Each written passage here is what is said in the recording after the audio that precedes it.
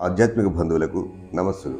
ప్రతి ఆది మరియు బుధవారం మనం మననం చేసుకునే శ్రీమద్ భగవద్గీత సందేశం కర్మ సన్యాస యోగం నుంచి 14వ శ్లోకం యొక్క భావాన్ని ఈరోజు తెలుసుకుందాం. నా కర్తృత్వం నేను చేస్తున్నానని కానీ, నా కర్మాణి చేయవలసిన పనులున్నట్లు కానీ ఏ ఒక్కటి కూడా మానవులకు దైవంచే చెప్పబడలేదు.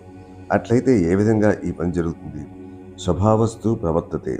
ప్రకృతి స్వభావం మానవుణ్ణి ఆ రకంగా చేయమని ప్రోత్సహిస్తుంది. జంతువుల్లోనూ మానవుల్లోనూ స్వభావమే కర్మను నడిపిస్తుంది. మానవునికి బయట లోపల అంతా ప్రకృతే కారణం. మనం తాగడం, తినడం, కుటుంబం నిర్వహించడం అన్నీ స్వభావ అని చెప్పబడుతుంది. భగవంతుడేమి అది ఇది చేయమని చెప్పడు. స్వభావమే మనిషి యొక్క సత్యం. స్వభావంతో పనిచేయడం వల్ల నీవనుకున్నది సాధించడం జరుగుతుంది. కానీ నీలో ఉన్న ఆత్మభావంతో అంతకు మించి అభివృద్ధి పొందుతావు. నిన్ను సంస్కరించుకుంటావు. కార్ల్ యాంగ్ పుస్తకం modern man in search of a soul, ఆత్మ అన్వేషణలో ఆధునిక మానవుల్లో స్వభావంతో సాధించమని, ఉన్నత శిఖరాలకు చేరుకోమని చెప్పాడు. శ్రీకృష్ణుడు ఇక్కడ స్వభావస్తు ప్రవర్తతే అన్నాడు. ఎవరైనా మనల్ని ఏమైనా అన్నట్లయితే వెంటనే తిరిగి సమాధానం ఇవ్వడంలో మన స్వభావం పనిచేయడం చూడవచ్చు. మనలో ఇంకో స్వభావం కూడా ఉంది. దాంతో మన పూర్వ స్వభావాన్ని పరీక్ష చేసుకోవచ్చు. ఎల్లప్పుడూ స్వభావమే పనిచేస్తుంది, కానీ లోనున్న ఆత్మభావంతో శుద్ధి గావించబడని మన స్వభావాన్ని శుద్ధి చేసుకోవచ్చు, పరీక్షించుకోవచ్చు. రెండవ విధమైన ప్రకృతి పనిచేస్తే బాగుంటుంది, కానీ చాలామందిలో మొదటి విధానం ఎక్కువగా పనిచేస్తుంటుంది. మానవుల్లో బాహ్య ప్రకృతికి సంబంధించిన విధానం, అంతరంగికంగా ఉన్న ఉన్నతమైన విధానం రెండూ ఉన్నాయి. ఈ రెండింటి కలయికే మానవుడు. ఆంతరంగికంగా ఉన్న స్వభావం నిశ్చలంగా నిర్మలంగా ఉంటే మరొకటి తన ధోరణిలో పెత్తనం చేస్తుంటుంది. ఇది సాధారణ మానవ జీవితం. దీని నుంచే నేర ప్రవృత్తి, కర్తవ్య ఉల్లంఘనం జరుగుతుంటాయి. ఈ స్థితి నుంచి మానవుణ్ణి ఉన్నతంగా సంస్కరించేది ఉత్తమ స్వభావం. ఎక్కడైనా గొప్ప నాగరికత ఉందంటే ఉన్నత స్వభావ సంస్కారం వల్లనే అది తెలుసుకోవచ్చు. నా కర్మఫల సంయోగం. కర్మతో కర్మ ఫలాన్ని కూడా తీసుకురాడు. దైవం నాకు పనులున్నాయి అని కానీ, నేను చేస్తున్నాను కానీ, కర్మఫలాన్ని కానీ ఏమీ చెప్పలేదు. అయితే ఏ విధంగా జరుగుతుంది? స్వభావస్తు ప్రవర్తతే. ప్రకృతి సిద్ధంగా జరుగుతుంది అంటున్నాడు శ్రీకృష్ణుడు. బాహ్యంగా ఉన్న స్వభావాన్ని బాగా పెంచి విస్తృతం చేసిన అంతరంగంలో లీనం చేసి అక్కడి నుంచి ఒక క్రమ పద్ధతిలో ప్రకృతిని నిర్దేశించగలగాలన్న గొప్ప విషయాన్ని మనం దీని నుంచి నేర్చుకోవాలి. నేను ప్రకృతి స్వభావం, ఉన్నత విలువ నుంచి నన్ను నేను నిర్దేశించుకుంటాను.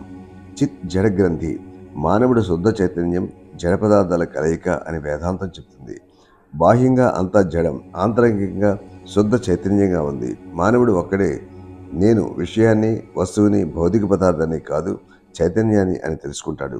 చాలాసార్లు మనుషుల్ని భౌతిక వస్తువుగా అనుకుని ప్రవర్తిస్తారు. తాను చైతన్యం అనుకున్నప్పుడు ఇతరులు కూడా చైతన్య రూపాలే అని భావించి ఇతరులతో ప్రవర్తించాలి. మానవునికి కర్తవ్య భావం కూడా ఉంది. అంతేకాని మానవుడు వస్తువు కాదు. నిన్ను నీవు వస్తువుగా భావించినప్పుడు ఇతరులను కూడా వస్తువుగా భావించవచ్చు, కానీ నిన్ను చైతన్యంగా గుర్తించి ఇతరులను వస్తువుగా భావించి ప్రవర్తించడం తప్పు. మనలోని చైతన్య స్వభావమే మన నుంచి ప్రవర్తిస్తుందన్న సత్యాన్ని గుర్తించగలగాలి. జడ స్వభావాన్ని చిత్ స్వభావంతో అధిగమించాలి. మానవునికి బాహ్య ప్రపంచాన్ని అధీనంలో ఉంచుకోగలిగిన శక్తి ఉందని గుర్తించడం గొప్ప విశేషం. మనుషులు ఎవరి స్వభావానికి వారు అనుగుణంగా ఉంటారు. అమెరికా యువత పాటించే వేదాంతం ఏమిటంటే వచ్చిన ఉద్వేగాలను వచ్చినట్లుగా కార్యరూపంలో పెట్టడం. ఇది చాలా ప్రమాదకరమైన వేదాంతం.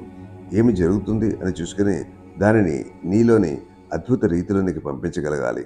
ప్రకృతికి స్వేచ్ఛ లేదు, కానీ నీకు స్వేచ్ఛ ఉంది. నీవు స్వేచ్ఛ లేని స్థితులు మిశ్రమానివి.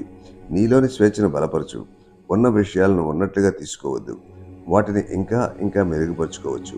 క్రింది స్థాయి నుంచి పై స్థితి వరకు నీవు మార్పు చెందవచ్చు. నీ గమ్యానికి నీవే శిల్పివి. జంతువుల శిల్పి ప్రకృతి, కానీ మానవుడు ప్రకృతికే శిల్పి. మన జీవితాన్ని మనం మలుచుకోగలం. స్వాతంత్రం వచ్చాక మనం దాన్ని మర్చిపోయాం. కాబట్టి ప్రకృతి స్వభావం ఆధిపత్యం వహించి మానవుడిని దిగదార్చింది. స్వార్థం, కొట్లాటలు, చంపుకోవడాలు, పశు ప్రవృత్తికి దిగజారడం చాలా చింతించవలసిన విషయాలు. మనిషి తన యొక్క ఔన్నత్యాన్ని చూపడం లేదు. పూర్వం నరమాంస భక్షకులు ఉండేవారు. నాగరికత ప్రభావం వల్ల మనం కనీసం ఇతరులను భక్షించడం లేదు, కానీ మనం ఒకరిని ఒకరు మోసం చేసుకుంటున్నాం. అంటే నరమాంస భక్షణ వేరే రూపం దాల్చింది. ఈ స్థితి నుంచి మనసుని బాగా విస్తృతపరిచి మనమంతా ఒక్కటేనన్న భావానికి చేరుకోవాలి. ఈ అధ్యాయం సమాజంలోని సమత్వాన్ని తెలియజేస్తుంది. వచ్చే శ్లోకం యొక్క భావాన్ని వచ్చే వీడియోలో తెలుసుకుందాం.